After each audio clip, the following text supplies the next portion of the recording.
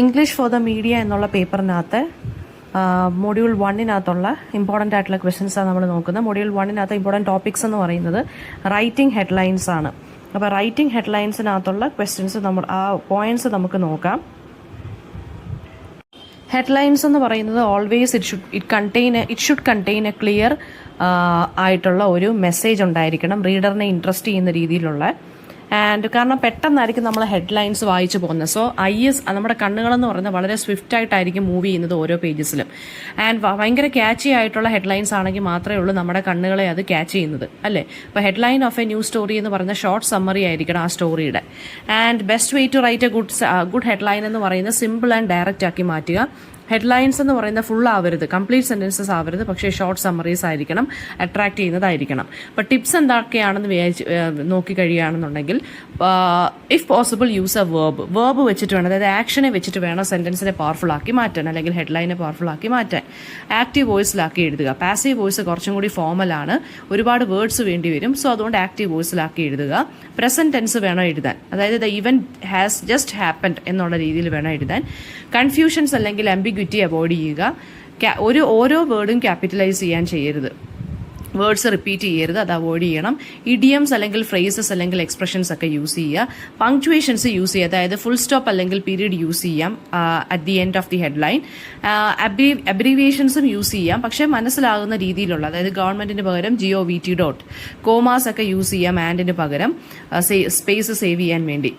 Then പൺസ് judiciously use ചെയ്യുക, അതായത് play words ഒക്കെ വേർഡ് പ്ലേ ഒക്കെ നടത്തുവാണെന്നുണ്ടെങ്കിൽ മനസ്സിലാവുന്ന രീതിയിൽ വേണം യൂസ് ചെയ്യാൻ. ഓക്കെ, പിന്നെ don't repeat the lead in the headline, അത്രയേ ഉള്ളൂ. ഹെഡ്ലൈൻ ക്യാച്ച് ആവാൻ പറ്റുന്ന വാക്കുകളെന്ന് പറയുമ്പോൾ, അതായത് ചില വേർഡ്സ് നമ്മൾ ഒമിറ്റ് ചെയ്യാറുണ്ട് ഹെഡ്ലൈൻസ് ക്യാച്ച് ആക്കാൻ. ഒമിറ്റ് ചെയ്യുന്ന വാക്കുകൾ എന്ന് പറയുന്ന ആർട്ടിക്കിൾസ്, ദായും എയും ഒക്കെ നമ്മൾ കളയാറുണ്ട്. പിന്നെ ഓക്സിലറി വേർബ്സ്, അതായത് ഹാസ്, ഹാവ് അങ്ങനത്തുള്ള വാക്കുകൾ, പിന്നെ ഹാഡ് അങ്ങനെയുള്ള വാക്കുകൾ, ഷുഡ് ഇങ്ങനെയുള്ള വാക്കുകളൊക്കെ നമ്മൾ കളയാറുണ്ട്. പൊസസീവ് അഡ്ജക്റ്റീവ്സ്, അതായത് ഹിസ്, ഹെർ ഇങ്ങനെയുള്ള വാക്കുകൾ നമ്മൾ കളയാറുണ്ട്. അപ്പോൾ എഫക്റ്റീവ് ഹെഡ്ലൈൻസ് എന്ന് വെച്ചാൽ ലോജിക്കൽ സെന്റൻസ് സ്ട്രക്ചർ ഉണ്ടായിരിക്കണം. ആക്റ്റീവ് വോയിസിലെ പാടുള്ളൂ, പ്രസന്റ് ടെൻസേ യൂസ് ചെയ്യാവൂ. ഹെഡ്ലൈൻ ഒരു അലോക്കേറ്റഡ് സ്പേസ് ആണുള്ളത്, അപ്പോൾ ആ ഒരു സ്പേസിനുള്ളിൽ നിന്ന് തന്നെ എല്ലാം ചെയ്യണം. എല്ലാ വേർഡ്സും ക്യാപിറ്റലൈസ് ചെയ്യരുത്. ലോവർ കേസ് ലെറ്റേഴ്സിൽ എഴുതുന്നതായിരിക്കും നല്ലത്. ഓക്കെ, നെക്സ്റ്റ് ടോപ്പിക് എന്ന് പറയുന്നത് എന്താണ് നമുക്കിതിനകത്ത് വരുന്നത്? അനലൈസിങ് ന്യൂസ് പേപ്പർ ആർട്ടിക്കിൾസ് ആണ്. അനലൈസിങ് ന്യൂസ് പേപ്പർ ആർട്ടിക്കിളിനകത്ത് വരുന്ന ഇമ്പോർട്ടൻ്റ് ആയിട്ടുള്ള പോയിന്റ്സ് എന്ന് പറയുന്നത്, ഒരു ന്യൂസ് പേപ്പർ ആർട്ടിക്കിളിന്റെ പാർട്സ് ഏതൊക്കെയാണ്? ഹെഡ്ലൈൻ ആണ് ഫസ്റ്റ്. ഹെഡ്ലൈൻ എന്ന് പറയുമ്പോൾ മെയിൻ ഐഡിയ സമ്മറൈസ് ചെയ്യുന്നു. രണ്ടാമത്തതെന്ന് വെച്ചാൽ ബൈലൈൻ ആണ്. ബൈലൈൻ എന്ന് വെച്ചാൽ റൈറ്ററിന്റെ പേര്, ആരാണോ ആ ന്യൂസ് ആർട്ടിക്കിൾ എഴുതുന്നത് അയാളുടെ പേര്. ലീഡ് എന്ന് പറയുന്നത് എന്താണ്? ഓപ്പണിംഗ് പാരഗ്രാഫ് ആണ്, അതായത് who, what, when, where, why, how ഇങ്ങനെയുള്ള WH ക്വസ്റ്റ്യൻസിന്റെ ആൻസേഴ്സ് ആയിരിക്കണം നമ്മൾ ഫസ്റ്റ് പാരഗ്രാഫിനകത്ത് അല്ലെങ്കിൽ ഓപ്പണിംഗ് പാരഗ്രാഫ് അല്ലെങ്കിൽ ലീഡ് പാരഗ്രാഫിനകത്ത് കൊടുക്കാൻ. ഇനി ബോഡി എന്ന് പറയുമ്പോൾ, ബോഡി പാരഗ്രാഫ് എന്ന് വെച്ചാൽ എന്താണ്? Details, quotes, background, supporting information. കൺക്ലൂഷനകത്ത് സ്റ്റോറി റാപ്പപ്പ് ചെയ്യുക, ഫ്യൂച്ചർ ഡെവലപ്മെന്റ്സ് എന്തെങ്കിലും ഉണ്ടെങ്കിൽ അതിനെക്കുറിച്ച് എഴുതുക.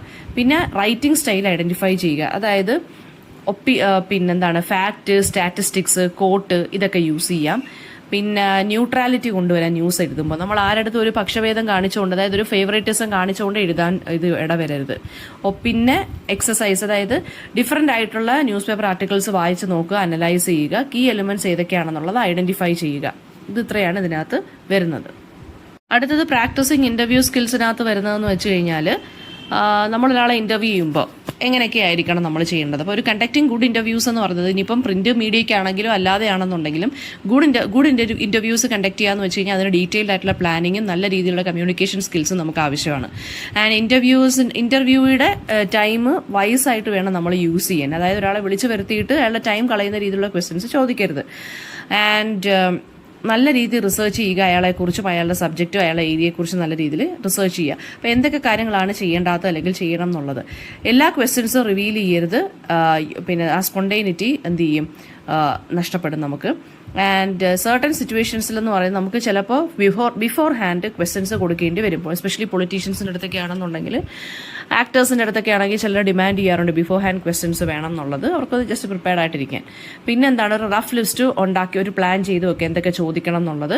ഒരു റിജിഡ് സ്ക്രിപ്റ്റ് വൈസ് ചോദിക്കരുത്. ബിക്കോസ് ചില ആളുകളുടെ ആൻസേഴ്സ് എന്ന് പറയുന്നത് ചിലപ്പോൾ ഒരു അൺഎക്സ്പെക്ടഡ് ഡയറക്ഷനിലോട്ട് നമ്മളെ കൊണ്ടുപോകും. അപ്പോൾ അടുത്ത ക്വസ്റ്റ്യൻ എന്ന് പറയുന്നത് അതിനനുസരിച്ചുള്ള ക്വസ്റ്റ്യൻ വേണം നമ്മൾ ചോദിക്കാൻ. പിന്നെ എന്ന് വെച്ച് കഴിഞ്ഞാൽ ലീഡിങ് ക്വസ്റ്റ്യൻസ് ആസ്ക് ചെയ്യുക. ഇന്റർവ്യൂയെ റിലാക്സ്ഡ് ആക്കി തന്നെ വെക്കുക. ഒരു കാഷ്വൽ കോൺവെർസേഷൻ വെച്ചിട്ട് വേണം നമ്മൾ ആക്ച്വൽ ഇന്റർവ്യൂയിലോട്ട് കിടക്കാൻ. ഒരു റിലാക്സ്ഡ് സബ്ജക്റ്റ് ആയിരിക്കണം ചൂസ് ചെയ്യേണ്ടത്. ഒരു കംഫർട്ടബിൾ ലെവലിലുള്ള ഐ കോണ്ടാക്ട് വരുത്തുക ഇന്റർവ്യൂ ചെയ്യുന്ന ആളുടെ അടുത്തോട്ട്. ഒരു ഫേഷ്യൽ എക്സ്പ്രഷനും റിലാക്സ്ഡ് ആയിരിക്കണം. ബോഡി പൊസിഷനും ഒരു പോസിറ്റീവായിട്ടുള്ള രീതിയിൽ വേണം ഇരിക്കാൻ.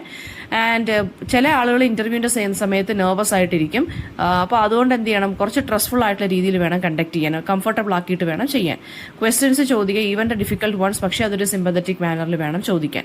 ഇനി എങ്ങനെ ടൈപ്പ് ഓഫ് ക്വസ്റ്റ്യൻസ് ചോദിക്കാം? ഓപ്പൺ ക്വസ്റ്റ്യൻസ് ചോദിക്കാം. അതായത് വാട്ട്, വെയർ, വൈ എന്നൊക്കെയുള്ള WH ക്വസ്റ്റ്യൻസ് ചോദിക്കാം ഒരു ഇലാബറേറ്റ് ആൻസറിന് വേണ്ടി.